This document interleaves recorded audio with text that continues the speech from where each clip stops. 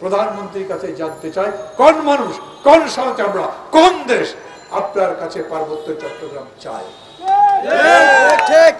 এখন কি মনে হচ্ছে আপনাদের? এই সরকার আরামে আছে? এই সরকার ভালো আছে? পরশুদিন 14 দলের সভা ডেকেছিলেন তিনি। সেই সভায় বক্তৃতা করবার সবাই বলেছেন আওয়ামী লীগ কষ্টে আছে, এই সরকার সমস্যার মধ্যে আছে। কেন? বাহানা করেছেন আমি দেশের কোনো অংশ কারো কাছে বন্ধক দিয়ে বিক্রি করে ক্ষমতায় থাকতে চাই না। মানে একটা বেটি আর কি।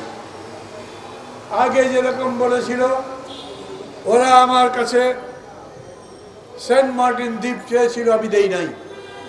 কারা বলেছে? মার্কিন যুক্তরাষ্ট্র নাকি সেন্ট মার্টিন দ্বীপ চায়।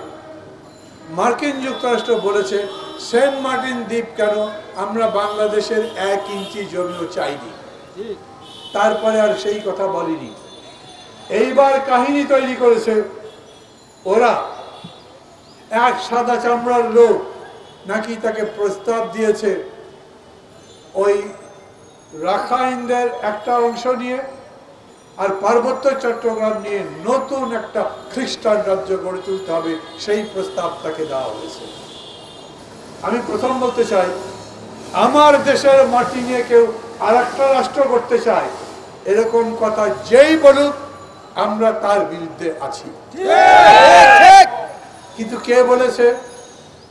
শেখ হাসিনা 3 বার নাকি 4 বারের প্রধানমন্ত্রী। ওই যে এক এমপি ছিল তথাকথিত 3 বারের এমপি, কলকাতায় গিয়ে পিনাকি ভট্টাচার্যের কথায় জয় বাংলা হয়ে গেছে। এই রকম তথাকথিত 4 বারের প্রধানমন্ত্রী। আচ্ছা যাই হোক, প্রধানমন্ত্রী তো উনি বটে, কত বড় দায়িত্ব গাড়িরুক্তি করেছেন, তার কাছে প্রস্তাবটা কে দিয়েছে? আর সাদা চামড়া বললে তো হবে না। চামড়া সাদা তো ব্রিটিশদেরও, ইউরোপিয়ানদের, কানাডিয়ানদের, জাপানিজদের।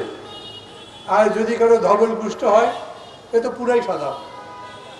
কোন লোক, কোন সাদা চামড়ার লোক আপনাকে এই প্রস্তাব দিয়েছে সেটা বলতে হবে। উনি সেটা বলতে পারবেন না।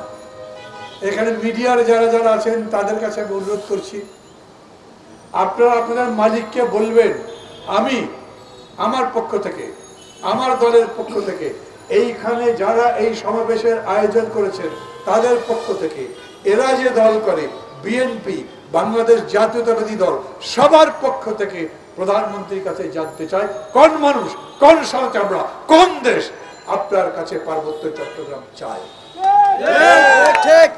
কাহিনী বানিয়ে মনে করবেন কান্নাকাটি করব, আপনার দুঃখে সবার বোধহয় মন গলে যাবে। আপনাকে বলবেন না আপনিই থাকেন, আমরা সেই বান্দা নই।